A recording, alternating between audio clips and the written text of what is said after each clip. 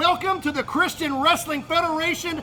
Captain, things have been off the charts over the last few weeks. Hart's legacy has been interfering in matches. They've been doing crazy stuff. We saw Bam Bam Malone versus Johnny Lawless in our last episode, and who knows what tonight has in store. I will tell you, Phil, we are waiting for the excitement because Hart's legacy is Hart's legacy, that he just interferes everywhere he goes and gets the pummeling taken out of him. And I tell you what else. We've got an exciting match coming up with Bam Bam. We've got Johnny Lawless, Barrett Brown. The list goes on. All kinds of excitement right here at CWF TV.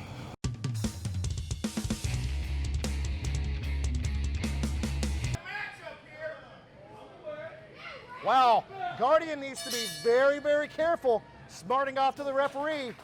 And smarting off to Carl Knight more than anything else. Carl Knight has been known over the years to take things into his own hands, which could spell a disastrous thing for the Hart Foundation. Well, and Thunder, with a big drop kick right off the bat, knocks the Guardian right off his feet. Big clothesline, and Guardian is down. And look at Thunder going to work on the big guy. But one thing that I did notice right there, Phil, that's very worrisome, he had the Guardian picked up by the head, and he was looking at Sebastian Envy. Terrible. Spelled trouble down the road. Terrible rookie mistake. Thunder was about to shoot the Guardian off into his own court. Look at the strength of the Guardian. He's just got him lifted over his head, and he drops him in the middle of the ring. And Thunder could be completely knocked out right now. That is a long way down to that canvas. Sebastian Envy comes in, club to the back, and that takes the Guardian down. And now Jamie Holly coming in, having some chops and some big forearms on the back of Sebastian Envy, and all four men are in the ring. And Carl Knight may have lost control of this match. So early, so soon, and Thunder up and over the top rope. Thunder over the top rope. He's down in front of us, just about 10 feet away. Really seems to be struggling. And I don't know, I didn't see a tag. Did I miss something here? I didn't either, but they're not Envy calling him out. Is in the ring with the Guardian. Oh, and a big crossbody. Envy gets him too. Now Jamie Holly on the outside. Oh, Jamie Holly is working the shoulder of Thunder against the steel pole right here. Oh my goodness. Had that arm looped through that handle on that turn post. And Jamie Holly goes old school bare-fisted boxer. And just going to work outside the ring. And inside the ring, Guardian with a pin, only a 2 count.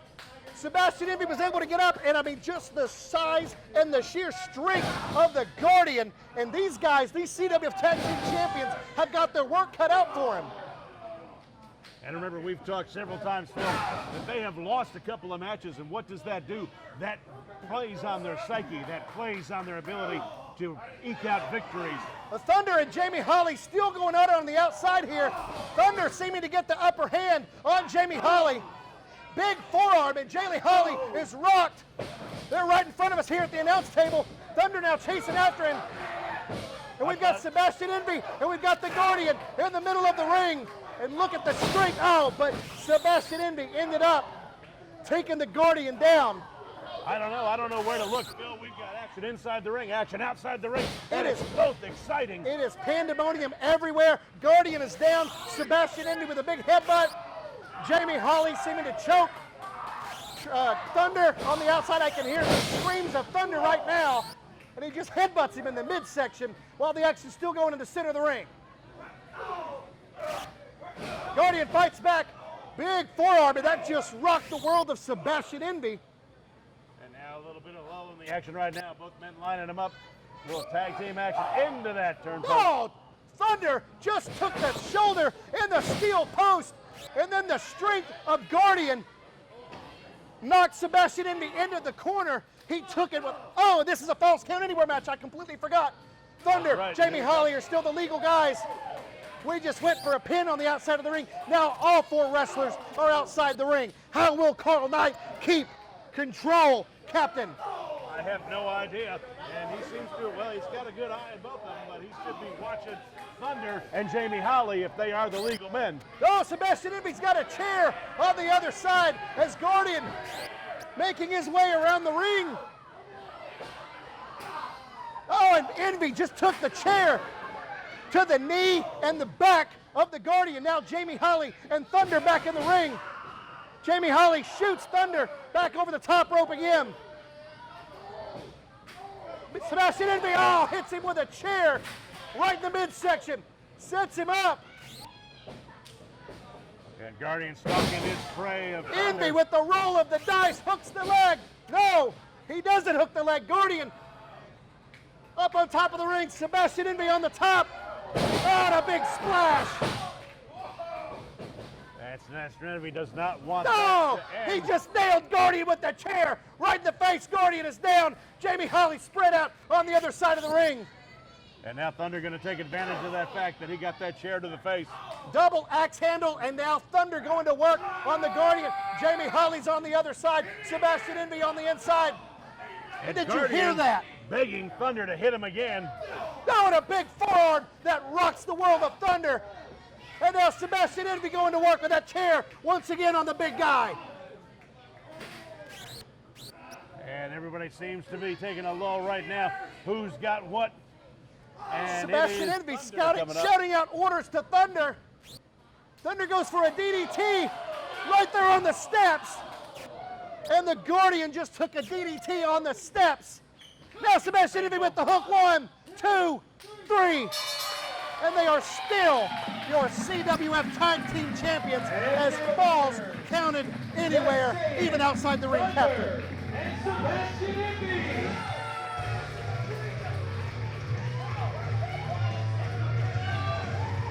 And Sebastian just steps right over Guardian. Guardian still nursing some wounds on the outside. And now Ryan Hart back in there protesting the fact that they lost that match. Well, it's Sebastian having some words with Thunder, while Ryan Hart is having some words with Carl Knight. Jamie Holly now to his feet, making his way around. Hart does not seem happy at all with the outcome of this match. He's not happy at all with that one. It's Sebastian. Well, now Ryan Hart. Oh, Ryan Hart having a little bit of a temper tantrum.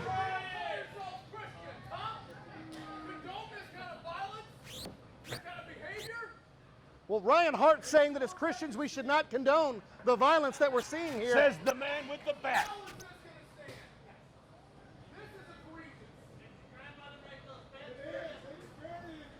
Well, and Ryan Hart using some big words.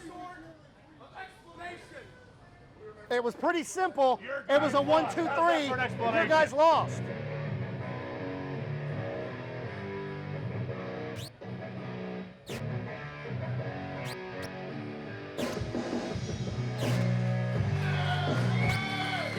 Well, the Lone Star Superstar Johnny Lawless, leader of the Bible Club, has just come out.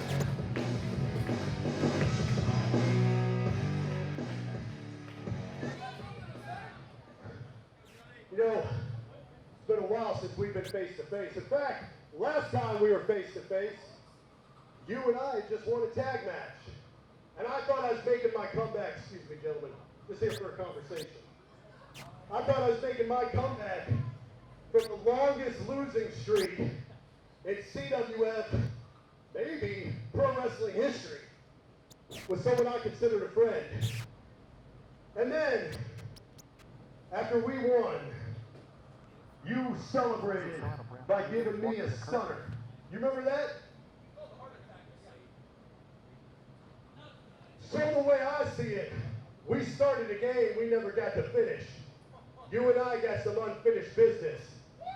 And since you guys are maybe a little worn out, and your fearless leader hasn't even broken a sweat, I say, hey, what's you worry about? I'm already outnumbered. Why don't we do this? No. We're doing a match, and we're doing it right now. I hear it. Johnny Lawless has called out Ryan Hart right in front of Hart's Legacy. We've got a referee, Aaron Scott. And he steps And in. Johnny Lawless is ready for a war. Oh, and there goes Ryan Hart. Misses a clothesline. It's a big right hands by Johnny Lawless. And here we go with the match. Just goes right to work on Ryan Hart. I'm seeing a rerun from a couple weeks ago where Ryan Hart got manhandled by Barrett Brown. Well, Johnny Lawless' European uppercut rocks the world of Ryan Hart. Oh, and look at that spinning neck breaker. Beautifully executed, hooks the leg, but Ryan Hart kicks out, and Johnny Lawless has got a score to settle. Yes, he does. Gets him in the corner, 2 kicks to the ribs, and then a big back kick. And Johnny Lawless is out for blood. He talked about that game. They didn't finish. And my goodness, did you see the impact of Ryan Hart into that corner? Probably the smartest thing. That's a veteran move. He rolled out to gather his senses because Johnny Lawless has knocked the senses out of him. Ryan Hart having some words with his guys outside. Referee Aaron Scott has started the 10 count. Ryan Hart's got to get back in the ring or this match is over. And he's backing Johnny Lawless up to give him room to get back into the ring right now. But Aaron Scott continues his count. Hart taking his time getting back in the ring. And that's going to interrupt the count right there. Well, and Ryan Hart now taunting Johnny Lawless. Johnny Lawless set up in the ring. He is ready for Ryan Hart to get back in. And I got to wonder what kind of games is Ryan Hart playing right now? It seems to be the game of I'm going to get beat up again. Well, and he's From certainly taking his time. Every time Johnny Lawless comes across, it's giving Ryan Hart that much more time to get his game plan together. You see him talking to his Hart's Legacy right now. They're in position. They're ready to go. Johnny Lawless is in back. Ryan Hart stalling for time. But all the while, because Johnny Lawless keeps distracting Aaron Scott. Referee Aaron Scott has not been counting. When Ryan Hart very slow to get back into the ring. And again, Lawless interrupting the count. And that's exactly what we were waiting for right there. Guardian on the corner, distracting Johnny Lawless. And now Ryan Hart in the center of the ring takes a distracted Lawless and goes to work on it. That is a veteran move right there. Part of why there is Ryan Hart's legacy is because he does have a legacy of taking advantage. Well, a veteran move, Ryan Hart's got Johnny Lawless in the corner. He's administering the choke. He's got to the count of 5. He knows that. Referee Aaron gets to the count of 4. There's and some then Ryan Hart. shenanigans going on over there in that corner. Of course there is. Ryan's got the referee distracted. I know all of these tactics. I know all these moves. I've been there, Captain. Ryan Hart knows exactly what he's doing, and he now has the upper hand on Johnny Lawless. And taking the time to play with the crowd a little bit, never wise. Works on the arm, gets him set up. Rocker dropper on Johnny Lawless, and Johnny Lawless is in serious trouble as a fresh Ryan Hart now calling for the Trace Enchiladas, if you will. Uno. Dos. And Trace, he hit all 3 of them. Johnny Lawless is in some serious trouble. There's the cover, 2. But Lawless kicks out. Still absolute mayhem in there, and now Johnny Lawless in the wrong place. Well, once again, referee Aaron Scott distracted. But look at Hart. Hart turns the referee into the position to keep his eyes off of what his goons, Holly and Guardian, are doing. And then a Johnny slap. Lawless has been compromised.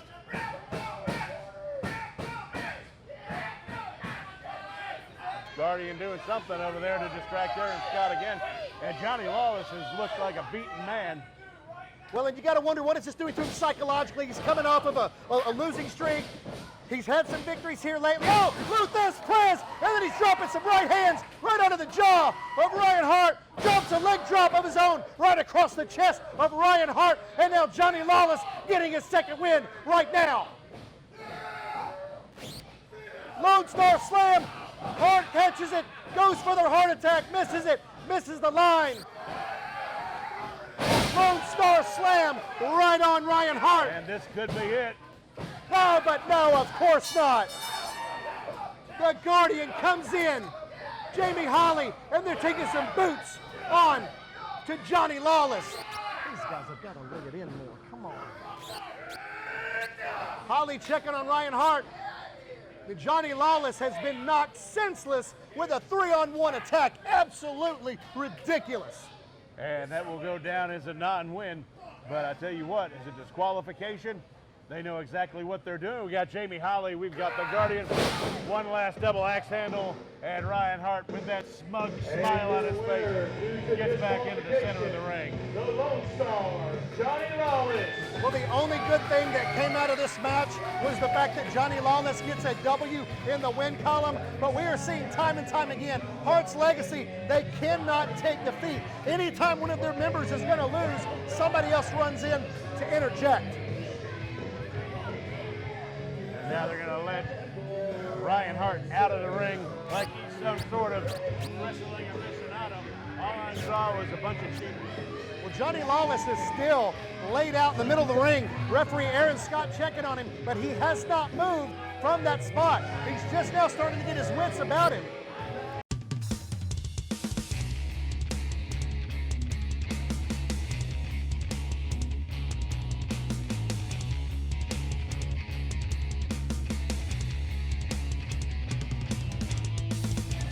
And this should be one heck of a match, folks. But I tell you what, Brixton Shaw has been chomping at the bit to get himself back for this position to take that title away from Barrett Brown. Well, and Brixton just standing in the background, he's applauding the champ. Looks like there may be a level of respect there. So this should be an absolute wonderful match. I would call that a level of condescension, actually.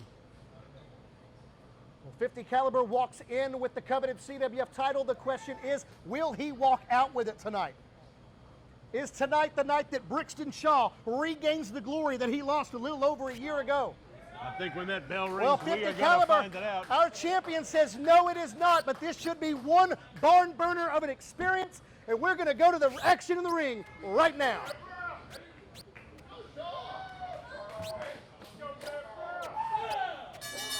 There's the bell and that championship belt right in front of us.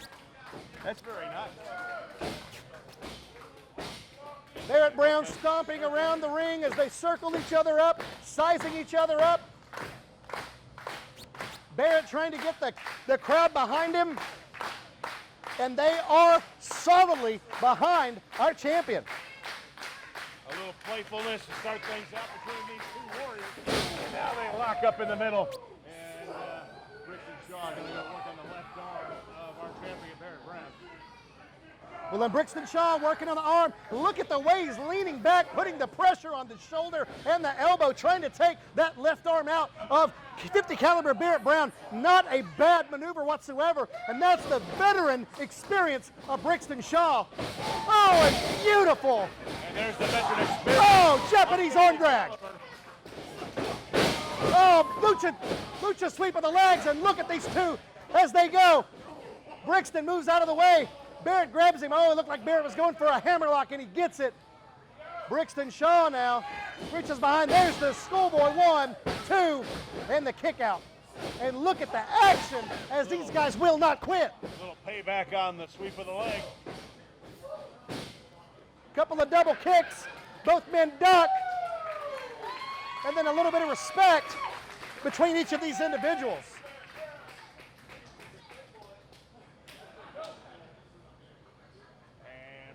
Shaw, he's admiring 50 Caliber. 50 Caliber mocking Brixton Shaw.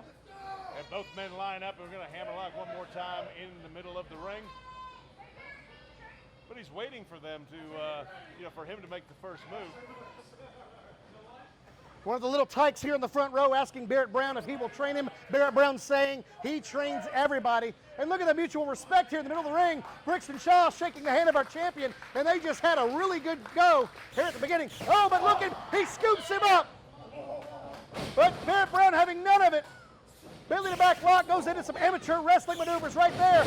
Barrett Brown hits the ropes, cowboy roll. Brixton Shaw misses, ducks over the top rope, and now Brixton on the outside. Barrett Brown hits the ropes. Oh, went through the ropes, and Brixton Shaw scouted it.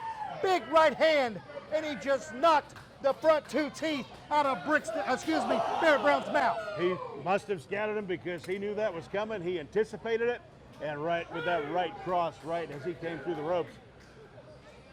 Oh, Brixton Shaw in control here, just slams the face of Barrett Brown into the corner, into the mat. Oh, and a big open hand slap right across the face of Brixton Shaw by the champion. Oh, but there goes a chop onto the knife edge chop, onto the, I almost said the chin, onto the pectorals. Barrett Brown with a chop of his own. Because I was in awe when I saw it. Oh, and another knife edge chop. They felt that one at home, Phil. They felt that one in Dayton, Ohio right now. Brixton Shaw picks Barrett Brown up, drops him right onto the most sturdiest, hardest part of the ring. That's nothing but steel and the edge of the boards covered with a small piece of padding right there. That is a terrible place to take a backdrop. A lot of punishment being dealt between both men right now. And Look, Phil, how's this match going to go? This match seems to be kind of teetering back and forth, and both men aren't really giving it all. They're sort of holding off a little bit to drive to a crescendo. well, in Brixton Shaw, full mount on the champion, dropping some right hands. Referee Carl Knight having those words with him, but Brixton Shaw suddenly control, going to work on the back and the lower back, and this is where it started with that backdrop on the side of the ring right there, and then a huge, big boot right to the face of Barrett Brown. Brixton Shaw has all of the advantage right now in this match. He seems to be reveling in the Barrett Brown chest. That drops that big elbow right down on the chest. Goes for the pin, doesn't hook the leg too, and the champ kicks out. He's a wiry one. He'll slide out from that one every time. Brixton Shaw having looked at Carl Knight in a very threatening manner. I don't think he was happy with the count, but a big right hand onto Barrett Brown. Barrett is in the corner. Not sure if Barrett knows where he's at or not. Oh, he does. He gets the leg up. Enziguri out of the corner. Nice Enziguri to counter on that one. Oh, and he just snap suplexed him right into the bottom in the middle turnbuckle. Brixton Shaw is out. Desperation move as both men are down. Boy, this is exciting wrestling. If you're watching at home, you've got to be at one of these shows, folks. CWF TV can only do it so much good. Well, and those turnbuckles don't have very much give at all. It's literally a steel piece of cable that is covered with that little bit of padding, and Brixton Shaw took that to his upper and lower back using the bottom and that middle rope. But now both men in the center of the ring, they're toe-to-toe, they're mano-a-mano. Who will come out on top? We're going to have a series of exchanges right now. That's right, when you talk about that ring, Phil, it's like putting a trampoline on the ground and jumping on it because there is no spring to it whatsoever. Spinning back kick on Brixton Shaw in the midsection. Barrett Brown hits the ropes, gets that in the corner. Drop kick into the corner on Brixton Shaw. Brixton is rocked. Oh, but Brixton gets him up. Slam. We've got a new champion. We've got a new champion now. I thought Brixton Shaw had it right there. Scouted out that move, picked Barrett Brown up, spinning suplex in the middle of the ring, and somehow Barrett Brown dug down and kicked out. That was about as close as Carl Knight could get with his hand for the third count. Brixton Shaw taking his time, going to the top rope. He's up high, high-risk maneuver. Will it pay off? No, it won't. Shaw takes every bit of the middle of the ring as Barrett Brown scouted him out. Barrett with his second win. And now driving like he does, getting that crowd behind him. He seems to gather energy from the crowd. Dragon suplex on Brixton Shaw.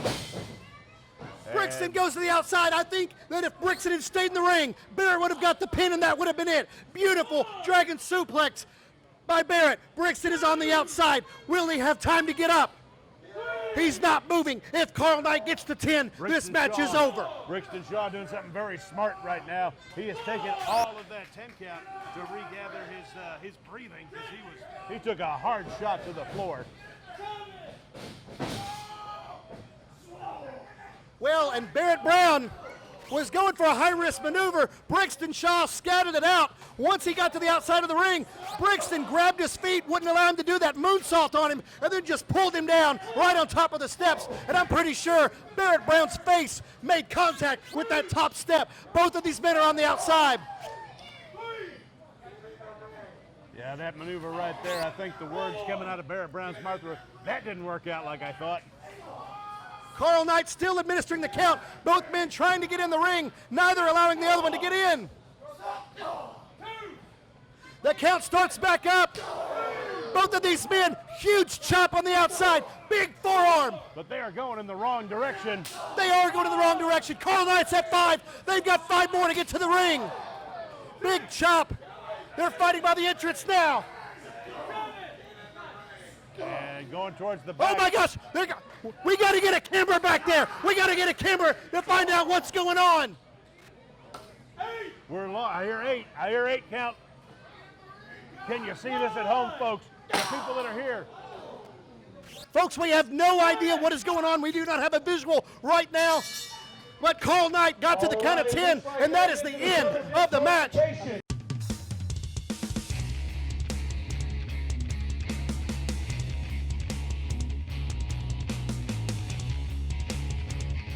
Hey guys, Rob Vaughn here, and man, you've just watched the CWF here on YouTube. And you know, as I think back to verses I learned as I was a new Christian, one of my favorite verses is Jeremiah 29:11.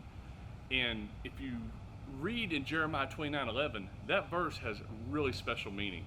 And the reason why, of course, let's go over the verse first. Jeremiah 29:11. For I know the plans I have for you, declares the Lord. Not plans to harm you, but plans to prosper you. Plans to give you a hope and a future. Man, that's some pretty lofty plans right there. But when Jeremiah was writing this letter, he was writing to the captives. The captives were taken from Jerusalem to Babylon, and they were under King Nebuchadnezzar. And he was telling this while they were captives. He was saying to be fruitful and multiply. Plant your gardens and grow them. Build houses, all this stuff. All this while they were captives, because he knew someday that they were going to be, God was going to lead them and to be free, and they're going to have a great plan. So, with things going on right now in our world, it seems kind of crazy at times, doesn't it? But you know what? God has got a plan for you. He has got a great plan. And so you may feel like a captive sometimes. You may feel like, man, I'm never going to get out of this spot. Or, gosh, all my cars keep breaking down. Like, I know that feeling that's been going on. But you know what? God's got a bigger plan. You have to trust him and have the faith that surpasses all understanding. And then with that, and with that life that God gives you and the plans that he has for you, when someone passes away and they have a marker, a headstone, and you go and you see the day they were born, you see the day that they died, and you see the dash in the middle. So now we know the day they were born. Now we know the day that they died. But if you don't know that person, you don't know what they did with the dash. And so I want to ask you, God's got these great plans for you. Are you living the life that God's called you to be? What does your dash look like right now in life? Is it something that you say, man, I am pursuing God with all my heart, and one day when that final date shows up on my headstone, that dash is going to mean a lot. It means that I did a lot for the Lord, and I served him wholeheartedly. I did everything I could. Or is it going to look back and be a life of regret, where you're just like, gosh, man, he really didn't, or she didn't meet this potential. He didn't really live up to what he could have been. So I'm going to ask you today, what are you doing with the dash? Do you need to make a commitment to Jesus Christ maybe for the first time? Or maybe you need to renew that commitment to Jesus Christ. And so I want to ask you right now, we're going to pray a simple prayer. And I want you to spend that time just thinking, what am I doing with the dash in my life? Am I living it to the fullest for the Lord? Or am I just kind of lost in the shuffle? Am I letting my situation, my circumstance get me down? So let's pray right now. Heavenly Father, I know that I'm a sinner. And Lord, things don't seem to be going my way today or maybe at times. But Lord, I need you in my life. And I ask that you come in and forgive me of my sin. I invite you to come in my heart, be my Lord and Savior, that I may serve you wholeheartedly in Jesus' name. If you're watching this, I want your dash to mean something. I want you to be the best you can be. So that dash, when your funeral, when it comes time, your time to go and be with the Lord, I want people to say, gosh, he did a lot, or she did a lot with that dash. If you have any questions, if you have anything you'd like to say or want to ask, reach out to us. Our information's at the bottom of the page there. But what are you doing with the dash for Jesus Christ? Because that's the most important thing. Thanks for watching. We'll see you next time.